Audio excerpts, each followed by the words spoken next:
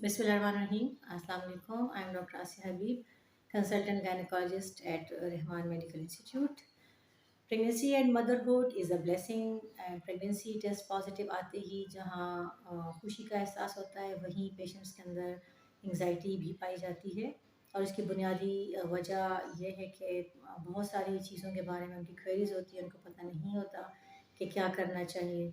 इसीलिए आज की वीडियो में हम प्रेगनेंसी के जो पहले 3 माह के दौरान जो भी एहतियाती तदाबीर करनी है उस पर हम डिस्कशन करेंगे कि क्या चीज़ें करनी चाहिए और क्या नहीं करनी चाहिए।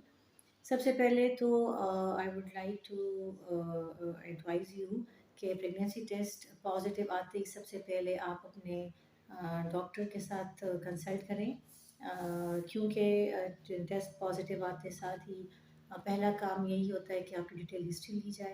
अगर आपके कोई पर्सनल इश्यूज़ हैं, अगर जैसे कि हाई ब्लड प्रेशर हुआ, शुगर हुआ, थायराइड का कोई मसला हुआ, खून की कमी है, थैलेसीमिया माइनर है, मिर्गी की कोई शिकायत है, या इसके अलावा अगर आपकी प्रीवियस जो प्रेगनेंसीज़ में कोई किसी भी किस्म की कोई कॉम्प्लिकेशन हुई हो माँ या बच्चे में, तो उस चीज़ को वहीं पे एड्रेस कर लिया जाए।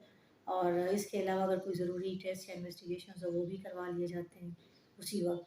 और जो अगर आप ऑलरेडी किसी भी बीमारी की वजह से कोई मेडिसिन वगैरह ले रही हैं उनको रिव्यू कर लिया जाता है, क्योंकि आपको पता है पहले 3 माह में बच्चे की डेवलपमेंट हो रही होती है और बहुत सारी जो मेडिसिन है वो बच्चे के लिए हार्मफुल हो सकती हैं।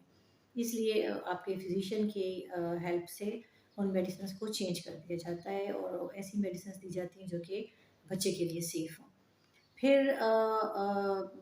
नेक्स्ट यही कि आपने कोई भी मेडिसिन खुद से नहीं खानी। जो भी दवाई आपने लेनी है डॉक्टर के मशवरे से लेंगे, स्पेशली जो पहले 3 माह के दौरान। The only medicine which we recommend during the first 3 months is folic acid. Folic acid जो है ये जो रैपिडली ग्रोइंग सेल्स के लिए रिक्वायर्ड होता है, और क्योंकि बच्चे की डेवलपमेंट हो रही होती है तो we always recommend to all those who are getting pregnant कि वो 3 months before ideally they should start taking folic acid. और इफ़ अगर आप किसी वजह से अगर आप फॉलिक एसिड नहीं ले पाए प्रेगनेंसी कंसेप्शन से पहले, तो फिर प्रेगनेंसी के पहले 3 माह में हमारी यही रिकमेंडेशन होती है कि आप फॉलिक एसिड को कंटिन्यू रखें। और जो लो रिस्क पेशेंट्स के लिए इसकी 400 माइक्रोग्राम की डोज होती है। और फॉलिक एसिड बेसिकली बहुत सारी जो ब्रेन की वीक के प्रॉब्लम्स होते हैं लाइक न्यूरोट्यूब डिफेक्ट्स उससे बचाव में मददगार साबित होता है। फिर जो नेक्स्ट इशू है वो है नोज़िया वॉमिटिंग, यानी कि मतली और उल्टियों की शिकायत। ये पहले 3 माह में बहुत सारे पेशेंट्स को ये इशू होता है। स्टार्ट में ये इशू थोड़ा सा माइल्ड होता है, अक्सर जो है पेशेंट कुछ ना कुछ इसको मैनेज कर लेते हैं। लेकिन अराउंड 9 वीक्स जब प्रेगनेंसी हार्मोन्स पीक पे पहुंच जाते हैं तो उस वक्त ज़रा ये कंप्लेन आप पेशेंट की ज़्यादा सीवियर हो जाती है। बहुत सारे पेशेंट्स जो हैं वो होम रेमेडीज़ इस तरह की जिंजर टी हो गई, मिंट हो गया, उसके इस्तेमाल से ही काफ़ी उनको फ़ायदा हो जाता है। लेकिन अगर इसको भी रिस्पॉन्स ना आए तो फिर हम उनको मेडिसिन वगैरह एडवाइस कर देते हैं। और जो मेडिसिन हैं फिर according to the patient need, कि जितनी नीड होती है उसी के अकॉर्डिंगली उसकी डोज एडजस्ट की जाती है। दूसरा जो है, जो बहुत ज़्यादा पेशेंट्स के क्वेरीज होती हैं क्लिनिक में रिगार्डिंग डाइट के, खाने पीने में हम क्या करें। खाने पीने से रिलेटेड यही एडवाइस है कि क्योंकि प्रेगनेंसी हार्मोन्स की वजह से पेशेंट्स के अंदर बहुत सारी बॉडी में चेंजेस आ रही होती हैं, सो पेशेंट्स फील लेथार्जिक, उनको ऐसे ड्राउजी ड्राउजी फील कर रहे होते हैं। और फटीग होती है उनको बहुत ज़्यादा, और खाने पीने को उनका ज़्यादा दिल नहीं करता। So it's better to avoid जितने भी मसाले वाली, मिर्च मसालों वाली चीज़ें हैं उनको अवॉइड करें, ऑयली चीज़ों को अवॉइड करें। Fresh fruits are a better option. अगर आप फ्रूट्स वगैरह लें, जूसेस ले लें, पानी का इस्तेमाल ज़्यादा रखें। जिनका बीपी जो है वो लो होने की शिकायत होती है तो उसको उनको हम ORS का कहते हैं कि आप निकोल या ORS जो है वो पानी में डाल के आप इस्तेमाल करें तो आप बेहतर फ़ील करेंगे उसके साथ। और इसके अलावा जो है खाना जो है बजाय ये कि आप 3 बड़ी मील लें, अगर आप छोटे-छोटे मील्स लें तो ज़्यादा बेहतर होगा। Frequent small meals is a good option.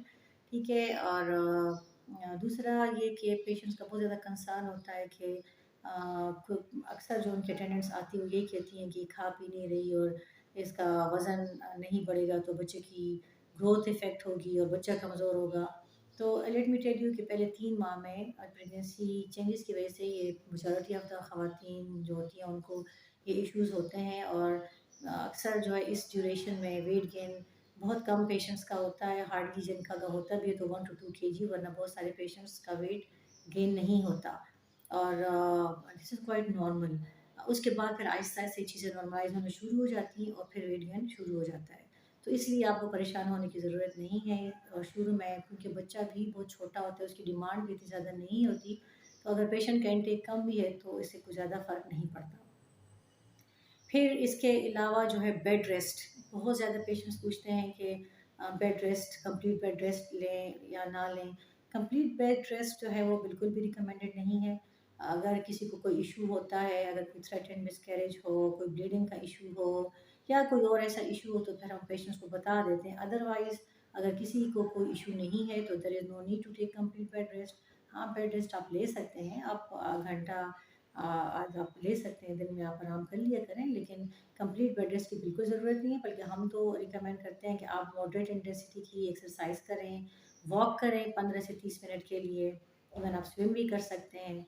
और इसके अलावा जो है कैफ़ीनेटेड जो बेवरेजेज़ हैं या जो चाय कॉफ़ी के शौकीन होते हैं तो वो अपनी चाय कॉफ़ी को थोड़ा कट डाउन कर लें और स्मोकिंग और अल्कोहल को भी अवॉइड करना चाहिए।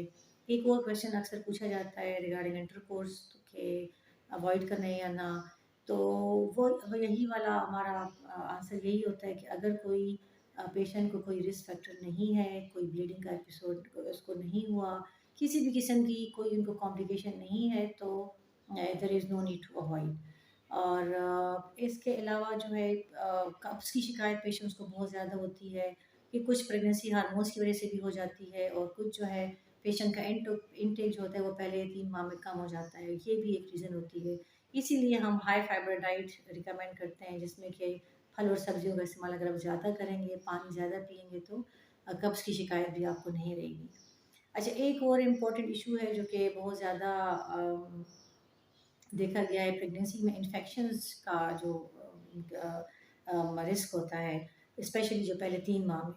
तो वो उसके लिए ये जो वो लोग जिनको बिल्लियाँ पालने का शौक है उनको हम एडवाइस करते हैं कि आप अगर कोशिश करें कि बिल्लियों से अगर दूर रहें तो बेहतर है। अगर फिर भी आपने नहीं रहना तो बेहतर ये है कि आप उनके जो कैट कैट लिटर होता है उसकी हैंडलिंग को अवॉइड करें। और जब भी बिल्लियों वगैरह का अगर आप करीब आती हैं तो उसके बाद अच्छी तरह से अपने हाथ वगैरह साबुन से आप अच्छी तरह वॉश कर लिया करें। और गोश्त जो है उसको अच्छी तरह कुक करके खाएं, अनकुक्ड मीट को अवॉइड करना चाहिए।